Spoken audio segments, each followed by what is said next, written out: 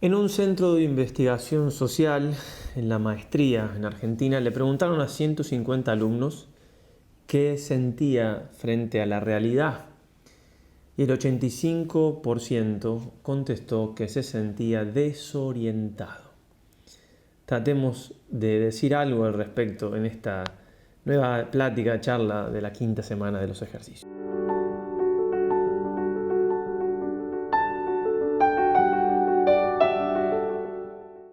Queridos hermanos, comencemos como siempre rezando, que es lo más importante, en nombre del Padre, del Hijo y del Espíritu Santo.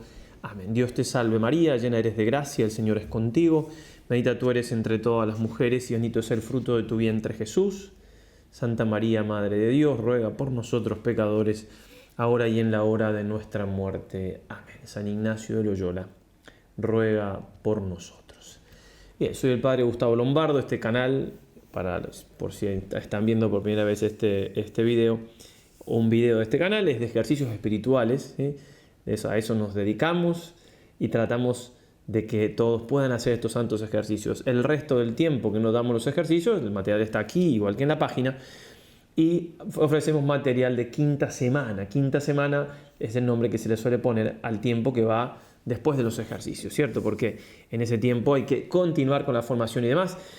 Bien, en este caso tratamos de analizar, como decíamos, esa desorientación que tienen los jóvenes, pero que mutatis mutandis puede pasar a cualquiera en este mundo en que vivimos. ¿Por qué? ¿Por qué estamos ante de la realidad desorientados? Es un análisis personal que voy a hacer, me puedo equivocar o alguien podría pensar cosas mejores, simplemente un análisis que me pareció que puede ser de utilidad y que puede tener que ver también con nuestra vida espiritual y con esto de llevarnos a Dios. Bueno, lo primero que me parece importante, ¿por qué en este mundo hay tanta desorientación? Es porque no se le encuentra el verdadero sentido a la vida. Si estoy parado en un lugar y no sé para dónde tengo que ir, imaginemos una persona que en un momento no sabe si tiene que ir para allá o para allá, está desubicado, está desorientado al máximo. No es que sabe dónde tiene que ir y no sabe por dónde, es que no sabe a dónde tiene que ir. Bueno, lo mismo pasa en nuestra vida. El hombre moderno, al perder el norte por no tener presente eso tan cortito del principio y fundamento, el hombre es creado para alabar, para Dios. Al no tener esa referencia a Dios, por el ateísmo práctico que se vive, necesariamente vive desorientado, necesariamente. Por eso siempre vamos a tener que tener presente ese en nuestra vida, digo, porque lo que digo en general aquí del hombre moderno y lo que puede analizar uno, lo que puede, también se da en nuestro mundo interior en lo pequeño. Es decir, nosotros hacemos ejercicios espirituales, cada vez que hacemos los ejercicios recordamos el principio y fundamento. ¿Por qué? Porque nos vamos olvidando, porque no lo vamos aplicando, porque entonces cualquier aspecto de nuestra vida que yo pierda de vista, que he sido creado para Dios y que ese es mi fin, también voy a estar desorientado. En lo pequeño, en lo micro, pero también todo tenemos que ordenarlo a Dios.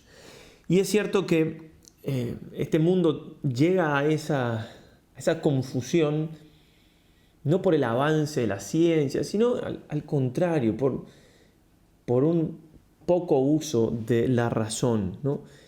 Miren, ya Aristóteles decía, más vale vivir un solo año para un fin elevado que arrastrar una larga vida vanamente, ¿no?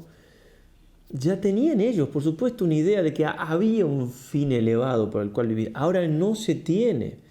Si dejado Dios y dejado, el hombre va para atrás. No se basta a sí mismo. Decía en un libro para jóvenes, pero todo se puede aplicar. Decía Tihamer Tot, ¿no? Traía un par de anécdotas y vamos a citar varias aquí. Tonto, dice, ¿por qué hay sol? Para que alumbre y caliente.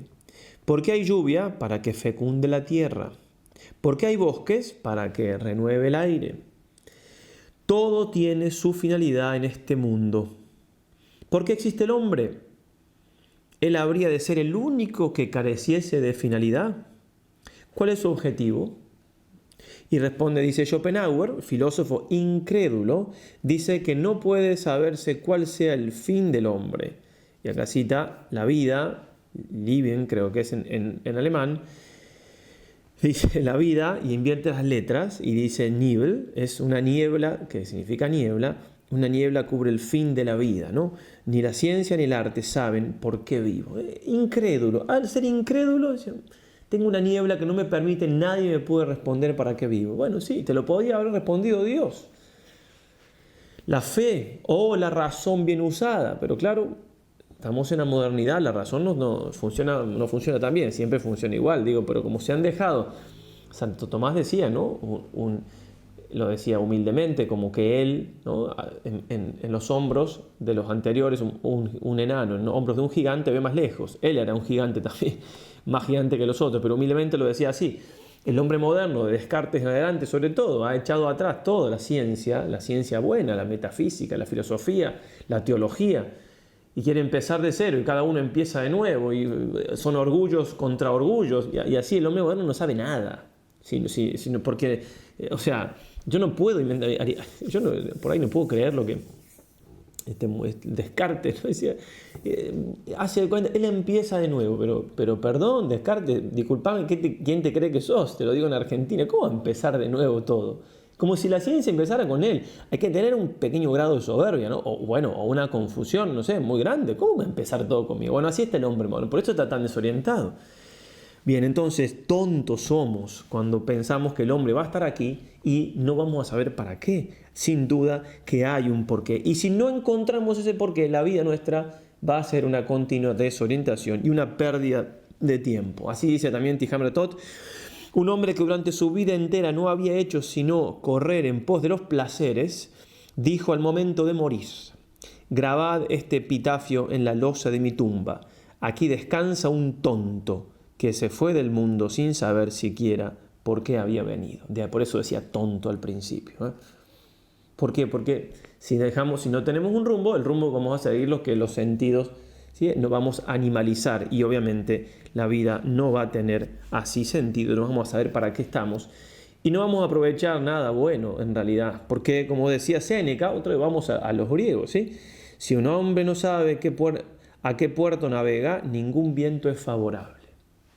Muy claro, ¿eh? ¿Para qué voy? Si el viento va para allá, bueno, muy obvia la comparación y muy bien hecho. Por eso San Alberto Hurtado, mitad del siglo pasado, pero esto se va empeorando, ¿no? Lamentablemente. El trágico problema de la falta de rumbo, tal vez el más trágico problema de la vida, el que pierde más vidas, el responsable de mayores fracasos. Sí, bueno, por eso, una y otra vez, ¿no? Repito, para los demás puede haber gente que no sepa, nosotros sabemos, gracias a Dios, pero actualicémoslo, perfeccionémoslo, busquemos a Dios. Como decía en esta charla al San Alberto Hurtado, ¿no? En esta que habla el rumbo de la vida, hermosísima, como todo lo que ha escrito él, o predicado, porque esta es una prédica, dice, el timón, mantener firme el timón al rumbo, a la meta, a Dios, una y otra vez, una y otra vez. Y no me acuerdo, como yo no sé mucho de navegación o nada, pero él estaba en el barco y veía cómo el que tenía el timón escuchaba que otros iban anotando, ¿no? Para ir siempre al rumbo, ¿no? Bueno, no, lo mismo nosotros. En nuestra vida, él hace esa aplicación, ¿no? Siempre al rumbo, siempre a Dios. Bien.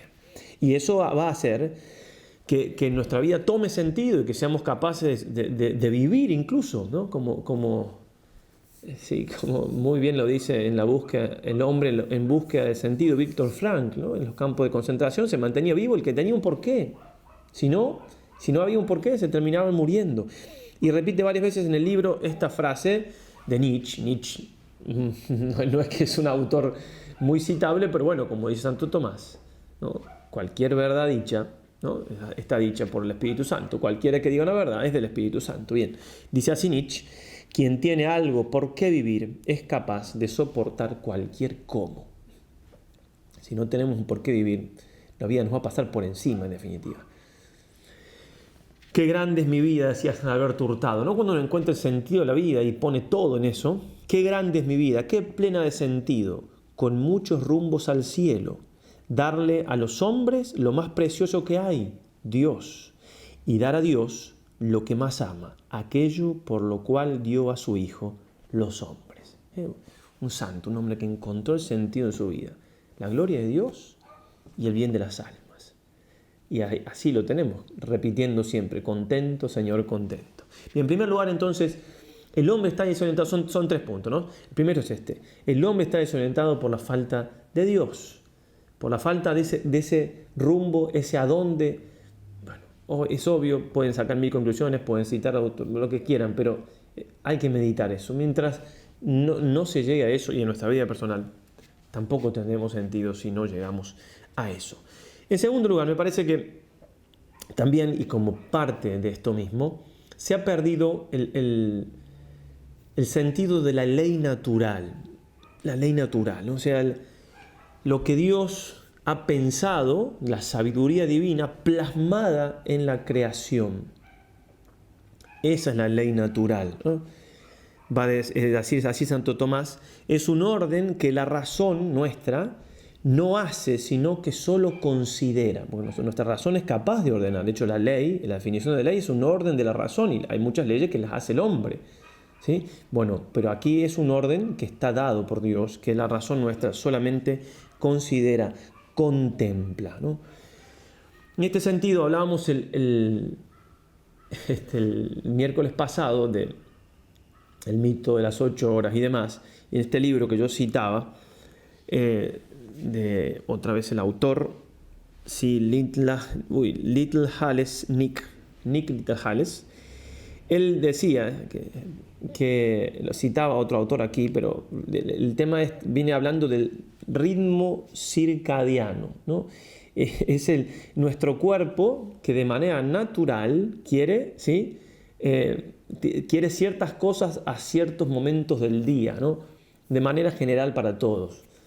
De hecho, más de una vez he escuchado esta frase, una vez con un taxista, ¿no? Dice que trabaja de noche, ¿qué tal? Sí, puede descansar, sí, padre, pero la noche está hecha para dormir. Eso lo he escuchado varias veces, lo hemos escuchado, ¿sí? El que no puede dormir de noche, bueno, puede vivir, pero la noche está hecha para dormir. Es esto, ¿no? Este ritmo circadiano. Y traigo esto de este autor que cita él. Ya aclararemos algo sobre la evolución, pero es justamente esto, la ley natural, no lo van a llamar así, pero tratar de leer en el hombre ciertos parámetros que hay que tener en cuenta y cómo nos hace daño no tenerlos en cuenta. Como dijo entonces, cita al catedrático Russell Foster, director del Instituto del Sueño y Neurociencia Circadiana de la Universidad de Oxford, en la BBC, el día del reloj biológico, dijo, 2 puntos. Somos una especie increíblemente arrogante.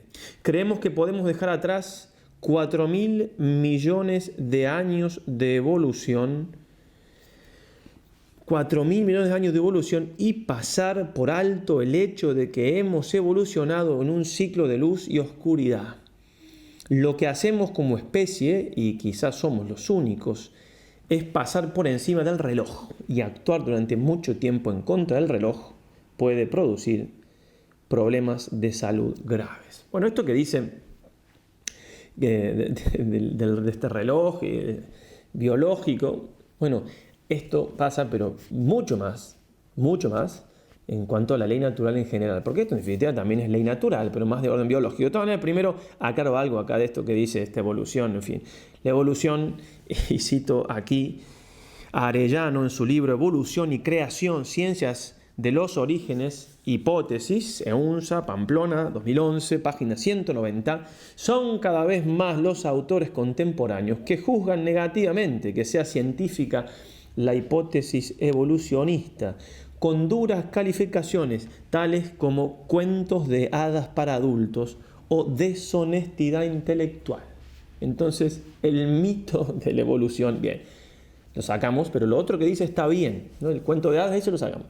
Que el hombre evoluciona, no, es la ley natural que Dios ha puesto en el hombre. Dios, en inteligencia divina. Por eso Santo Tomás va a decir, está hablando acá del pecado de presunción, pero se entiende perfecto, como todo lo que dice él, muy exactamente lógico. Dice, como todo lo que está conforme con la naturaleza está ordenado por la razón divina, a la cual debe imitar la razón humana, ¿sí? Todo lo que está conforme a la naturaleza, ¿sí? Está ordenado por la razón divina. Es la razón divina la que ordena la naturaleza, ¿sí? Bien, la razón humana tiene que imitar, tiene que contemplar, y el orden que nosotros tenemos que dar a las cosas, además, tiene que depender del orden de la inteligencia divina. Por eso dice, todo lo que se hace según la razón humana, contrario al orden común que se halla en las cosas naturales, es vicioso y pecado. Pero en todas las cosas naturales se halla comúnmente que toda acción está proporcionada al nivel de la gente, y a que ningún agente natural se esfuerce por hacer lo que sobrepasa sus facultades. Por tanto, es vicioso y pecado, como contrario al orden natural, que alguien presuma hacer lo que está por encima de su capacidad. Esto es propio de la presunción, como su nombre lo indica. Luego es evidente que la presunción es pecado. La presunción es creerme que yo puedo hacer más de lo que puedo. ¿Sí? Entonces, dice Santo Tomás, hay un orden en la naturaleza y el hombre tiene que tratar de imitar. El orden común, o sea, no vamos por lo general, ¿no? Pensar que un perro va a saltar para querer volar, ¿cierto? Porque es presunción, sería, el perro no piensa, ¿no? Pero la naturaleza funciona bien en ese sentido. Los animales tienen su... No tratan de hacer algo que está por encima. Así, el hombre que tiene que imitar la sabiduría que Dios ha puesto en la naturaleza, que en definitiva es imitar la inteligencia de Dios, si hace una cosa distinta en contra del orden de la razón, en contra del orden de las cosas que, bueno, comete pecado. Pero lo que voy es esto, este orden natural, esta ley natural, es importantísima. Así como lo dice Russell Foster, hablando del reloj biológico, de la mar en coche, que está bien, no tiene nada de malo, pero digo, ¿cuánto más? Cuando hablamos de cosas tan importantes como, por ejemplo, qué está bien y qué está mal. Los mandamientos son... El ser humano tiene grabado en su interior los mandamientos. Pasa que, claro, después del pecado original, la inteligencia queda débil, la voluntad se arrastra por las pasiones, etcétera, etcétera. Entonces Dios nos recuerda. Es como que Dios desde el cielo dice, miren, seres humanos, queridos hijos míos, este es el manual de uso, ¿no? Manual de uso para ustedes, para que sean felices, para que puedan vivir bien lo que se puede en esta tierra como la han dejado después del pecado, y para que puedan ir al cielo es este. Pero ese manual de uso lo tienen en vuestros corazones, los tenéis en vuestros corazones. Ese es el orden. Por eso, si nosotros, primer punto decíamos, no sabemos a dónde vamos, estamos desorientados, no tiene sentido nuestra vida. Y después, ante la realidad, también estoy desorientado si no sé yo qué está bien, qué está mal, qué me conviene, qué no me conviene, qué es verdad, qué es mentira, ¿no? Obviamente que quedamos desorientados. Es como tener un artefacto recién comprado y no tener manual de uso, no sé cómo usarlo. Bien, entonces, el hombre pone ahora mucho interés en conocer la neurociencia, esto, lo otro, está bien, entonces no dice nada, que está mal, pero nos olvidamos de lo básico, porque yo puedo dormir, no sé, 6 de estos ritmos circadianos, qué sé yo, ¿no? Sí, pero después si vivo viciosamente, lo otro me hace muchísimo peor que haber dormido bien. Porque todo esto además es en un plano natural y el hombre está llamado a un fin sobrenatural, ¿sí? Nada más y nada menos que a un fin sobrenatural, a llegar a Dios, a verlo cara a cara. Por eso si hay que levantarse a las 3 de la mañana para rezar, hay que levantarse y los círculos, esto, qué sé yo, los circos, no sé, circo no, los ritmos circadianos, esto, allá ellos, digamos, salud. Pero nosotros tenemos que ir ¿se entiende? Entonces se puede usar esto. Ahora, lo más importante es justamente que uno llegue a ese fin sobrenatural, que uno sepa qué está bien y qué está mal, que uno ame, etcétera, etcétera. Entonces, en primer lugar, falta de sentido de la vida por no tener un rumbo. En segundo lugar, no tener entonces noción de la ley natural, no respetarla en absoluto. Y hemos llegado en este sentido a la ideología de género y demás, es una cosa... Ahí anda el diablo, porque sí, esto es una revolución absoluta. O sea, no le aceptamos al Creador ni siquiera que somos hombres o mujeres. Y es una estupidez también gigante, porque todas estas cosas que son irracionales son estúpidas, pero estupidez con E mayúscula, digamos. Una cosa, o sea, el hombre llega a una idiotez, porque claro, si la sabiduría de Dios es la que tiene que mandar por sobre todo y todo, porque es el que sabe y el que nos ama además, si yo me aparto de ella soy capaz de, ¿no? Como decía San Agustín, caído de Dios, caes de ti mismo, ¿no? El hombre deja a Dios y va para abajo en lo racional, va para abajo. Bueno, y lo último es con respecto a la realidad misma, ¿no? La realidad, hay una separación de la realidad. Es un poco largo el tema, yo no voy a desarrollar todo, y obviamente sería para un cursito de filosofía. Pero Pero lo que hace Descartes, que citamos este rato, es el humilde Descartes, pongámosle, o bueno, o es una ironía, ¿verdad? O la otra ironía puede ser el acertado, si no era soberbio, entonces estaba muy errado el muchacho, que decía pienso y luego existo. Ese pienso y luego existo es un corte con la realidad, un corte con el ser. Primero el pensamiento, después el ser. Ese es el giro copernicano en la filosofía, que termina después con Kant, Hegel, en el ateísmo y demás, pero es un cortar con la realidad, un cortar absolutamente. Una vez me tuve un diálogo con una persona X en algún lugar del mundo bueno, era un poco todo este pensamiento de la filosofía moderna, ¿no? Y estábamos en la playa, yo junté arena y le digo, ¿esto está aquí o no? Y no sé si está aquí, me dijo, bueno, en fin, interesante, porque yo nunca había visto en realidad lo que habíamos leído en los libros de filosofía moderna en el seminario. Tenía una persona delante, un chico que pensaba así. Y le digo, me parece que el problema es que no tienes contacto con la realidad. Y me contó que tenía en su habitación porque dibujaba muy bien, un dibujo en la pared donde estaba así, era él mismo representado, queriendo así como asomarse a la realidad y comía como un vidrio que no se lo permitía, ¿no? Entonces hay una falta de contacto con la realidad impresionante, no que no tengamos contacto, sí podemos tocar, pero el pensamiento moderno nos aleja absolutamente de la realidad, porque si ni siquiera puedo conocer las cosas en cuanto son, es muy largo. Uno dice, bueno, pero ¿qué los filósofos después, o sea, lo que ellos piensan y se hace vida, digamos. Muchos criterios del mundo son criterios que los filósofos han ido bajando al concreto del diario vivir, ¿no?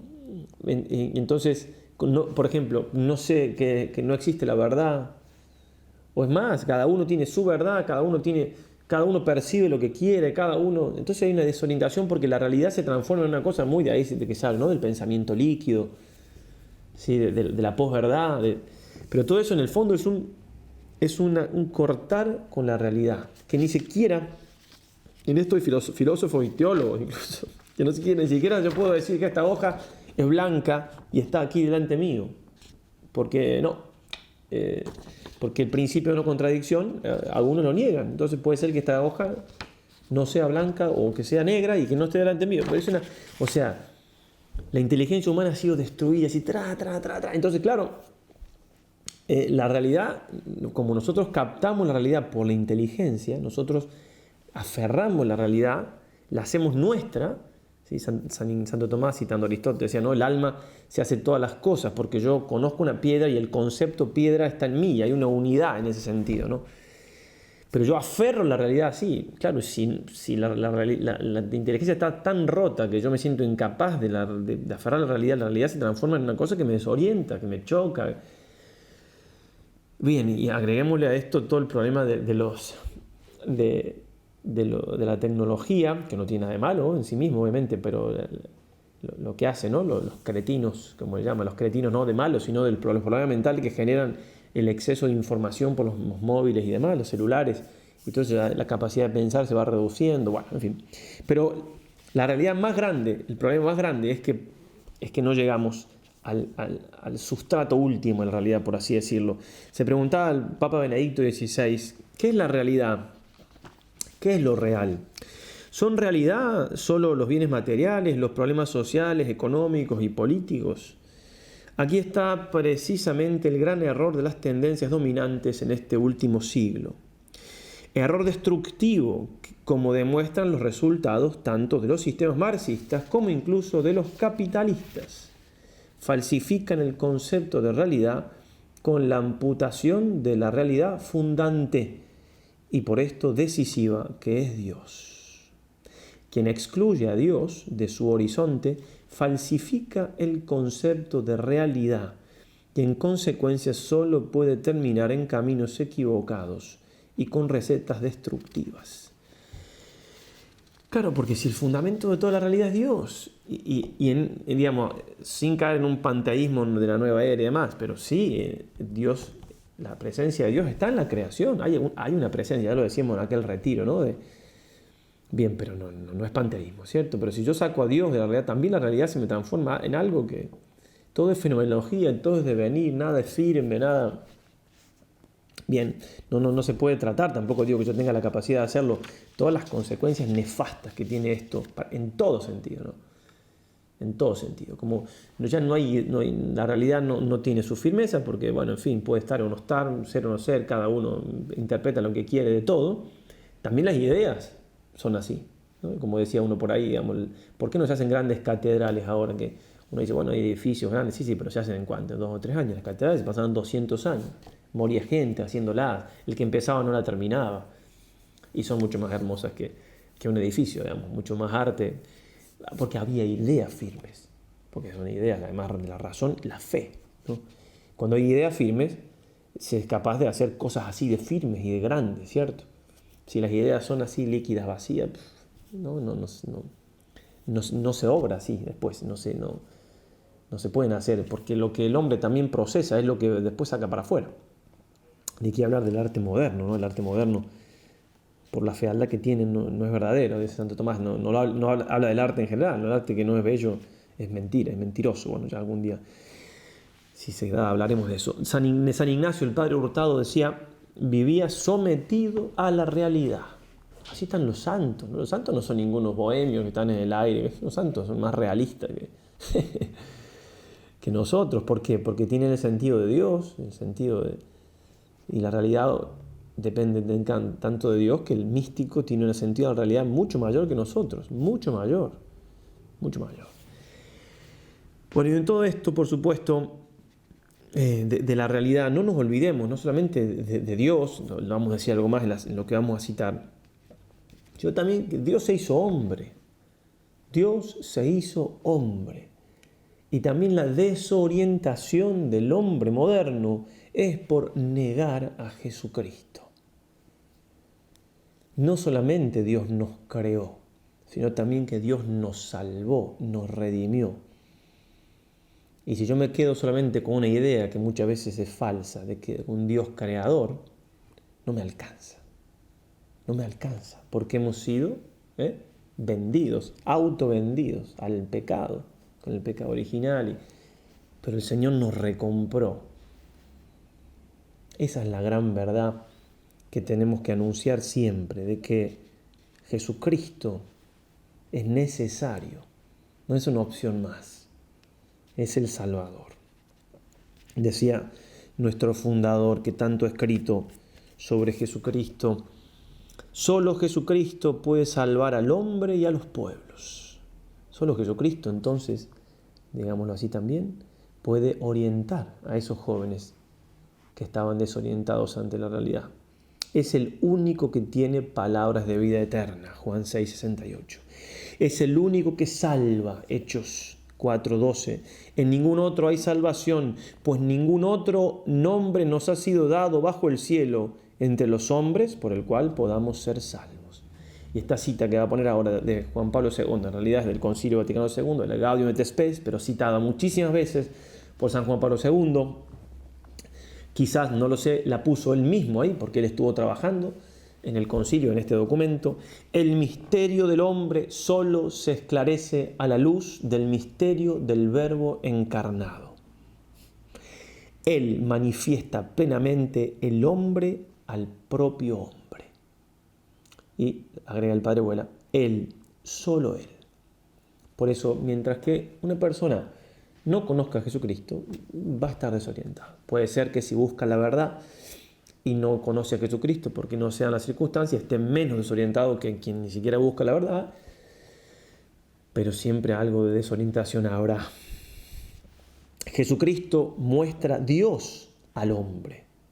Quien me ve, ve al Padre. Juan 14:9.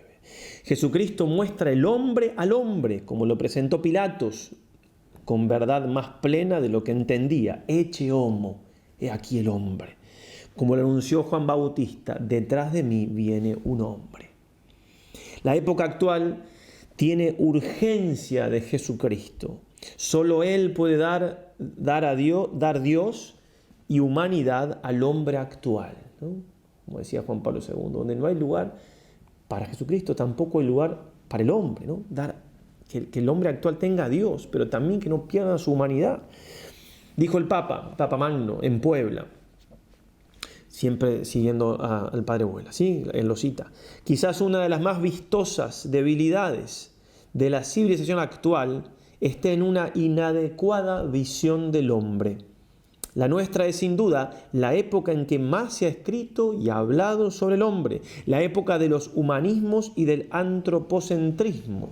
El humanismo por aquí, por allá, y todo centrado en el hombre.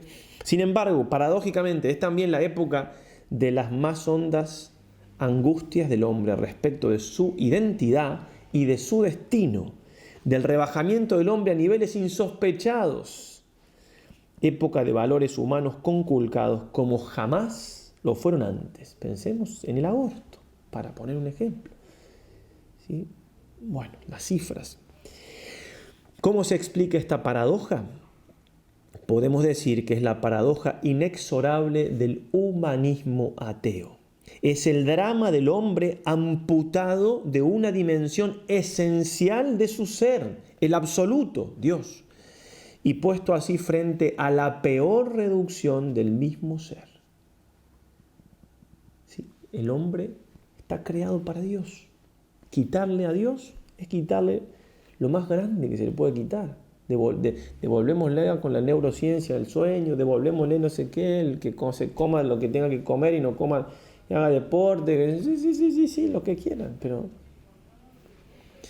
la base para construir, dice el padre Vuela, una verdadera civilización es colaborar con todas nuestras fuerzas para que, y acá cita de nuevo Juan Pablo II, prevalezca en el mundo un auténtico sentido del hombre. Así se crea la civilización del amor.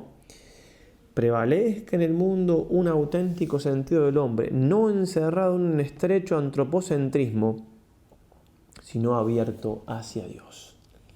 Antropocentrismo, ¿sí? El jesuita Karl Rahner, ¿no? Quería hablar de teología y hablaba del hombre. Ahí el libro del padre Fabro, ¿no? El viraje antropológico del Karl Rahner, ¿cierto? Entonces, teología no, estaba hablando del hombre. No hay teología ahí. Y después, para ir terminando, estamos hablando de Jesucristo, nuestro Señor. Segunda persona de la Santísima Trinidad encarnado. Una persona sola, no dos, una, divina, Dios, que asume una naturaleza humana, dos naturalezas, una persona, ¿sí? Homooucio tu patri, como dijo ya el concilio, no me acuerdo cuál de todos, ahora no sé si es el de Nicea o el de Calcedonia, creo que lo repite, yo estaba leyendo hoy en un artículo de nuestro fundador, consustancial al Padre, de la misma naturaleza del Padre. Ese es Jesucristo, no es otro. Nada nuevo bajo el sol, lamentablemente, de las herejías que se dicen, ¿no? En este artículo, creo que es 79 de nuestro fundador, en este libro, lo tengo por aquí, el arte del Padre es Jesucristo. Todas las cosas que se dicen de Cristo, se decía, ¿no? Citando a un teólogo, otro, terrible, ese no es Cristo. Y escuché, digamos, me llegó ayer un video cortito en Instagram de sacerdote jesuita Pablo Dors, muy conocido por ahí. Le preguntaron si Jesucristo había sido un yogui y dijo, sí, seguramente que sí, una cosa así más fuerte que eso, Como no tengo dudas de que sí, no sé, que además de que se tiene alguna noticia que se fue a India en su... No. O sea, la falsedad, digamos, teológica, la herejía pura y dura, el sacerdote de la nueva era, ¿no es cierto? Pura y dura, y no lo lean, más vale lean Mafalda, no sé, pues se van a divertir un poquito más, y no le va a hacer mal, sobre todo. Y digo, como siempre, ¿no? Se falta a lo teológico, a la verdad, ¿no es cierto? Y después se cae en errores históricos, garrafales, o sea, es una cosa... ¿Sí? Como ya lo decíamos la otra vez, no se sabe qué dijo Cristo cuando había grabadoras, ¿no? Bueno, en fin, ¿no? Caído de Dios, cae de ti mismo. O sea, se deja la verdad y después se dice cualquier cosa. Pero es terrible que un sacerdote diga eso. Así, como quien dice, 2 más 2 es 4, y es evidente. 2 más 2 es 4, y es evidente, pero están diciendo 2 más 2 es 5. Y las consecuencias son terribles. Son terribles y son realmente para llorar a gritos por el daño que hacen y porque por el amor que tenemos a nuestro Señor, tenemos que hacer lo posible para defenderlo, no solamente para quererlo más, sino para defenderlo. Decía el padre Huela, esto varios años ¿no? Corren hoy por muchas partes, está citando aquí a Juan Pablo II, esto que dice es de esa época, ¿cierto? Pero nada nuevo bajo el sol, siempre las herejías van en contra de la dignidad de Cristo. Corren hoy por muchas partes el fenómeno que el fenómeno no es nuevo, de relecturas del Evangelio. En algunos casos, o se silencia la divinidad de Cristo, o se incurre de hecho en formas de interpretación reñidas con la Iglesia. ¿Sí? O se la niega, o se la interpreta mal. Cristo sería solamente un profeta, un anunciador del reino y del amor de Dios, pero no el verdadero Hijo de Dios, ni sería, por tanto, el centro y el objeto mismo del mensaje evangélico. Digamos ahora, unos años después, Jesucristo no es un profeta, es un yogi. En otros casos, se pretende mostrar a Jesús como comprometido políticamente, como un luchador contra la dominación romana y contra los poderes, incluso implicado en la lucha de clases. Esta concepción de Cristo como político revolucionario, como el subversivo de Nazaret, no se compagina con la catequesis de la Iglesia. Cualquier silencio, olvido, mutación o inadecuada acentuación de la integridad del misterio de Jesucristo que se aparte de la fe de la Iglesia no puede ser contenido válido de la evangelización. De hecho, con eso obviamente no se evangeliza, sino todo lo contrario.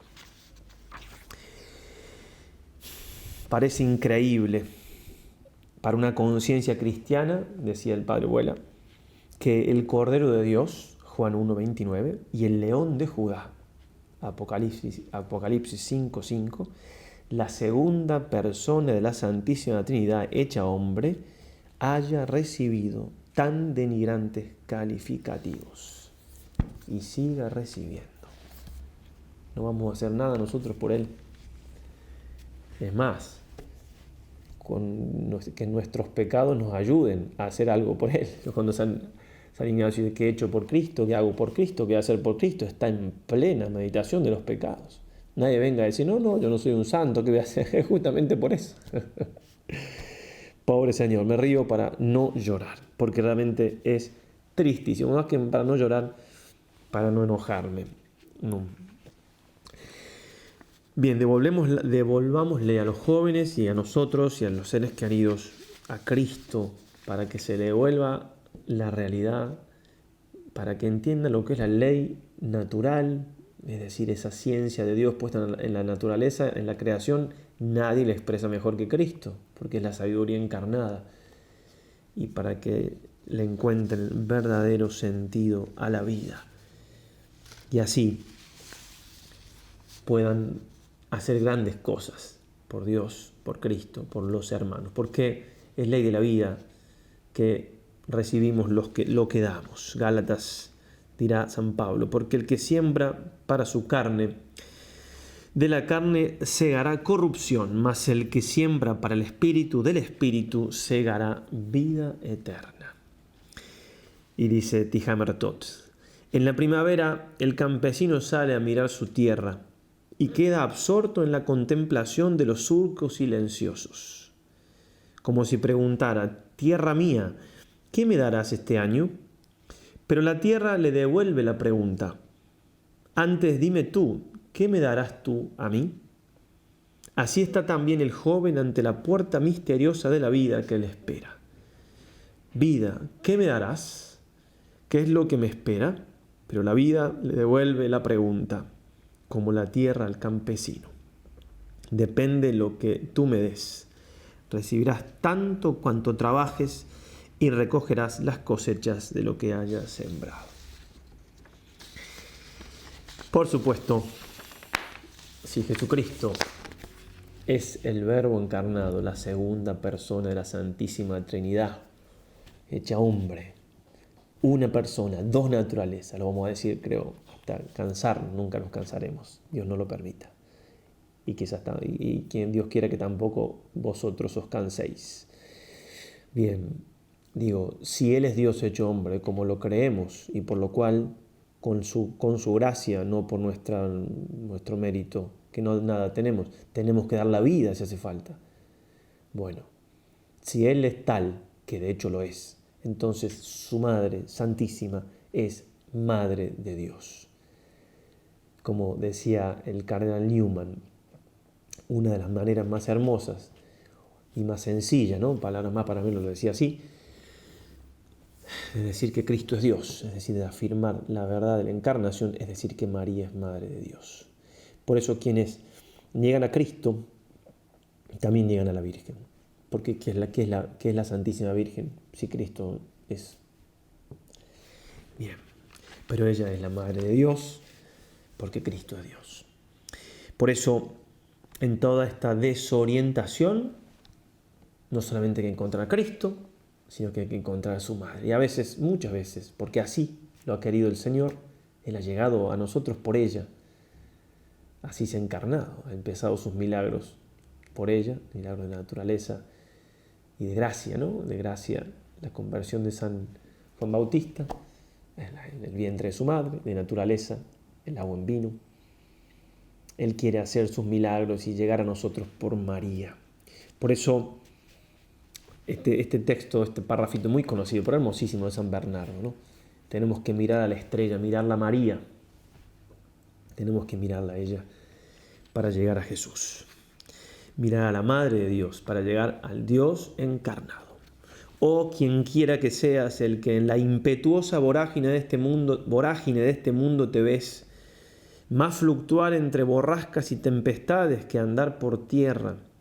No apartes los ojos del resplandor de esta estrella, si quieres no ser oprimido de las tormentas. Si se levantan los vientos de las tentaciones, si tropiezas en los escollos de las tribulaciones, mira a la estrella, llama a María. Si eres agitado por las olas de la soberbia o de la detracción, o de la ambición o de la emulación, mira a la estrella, llama a María.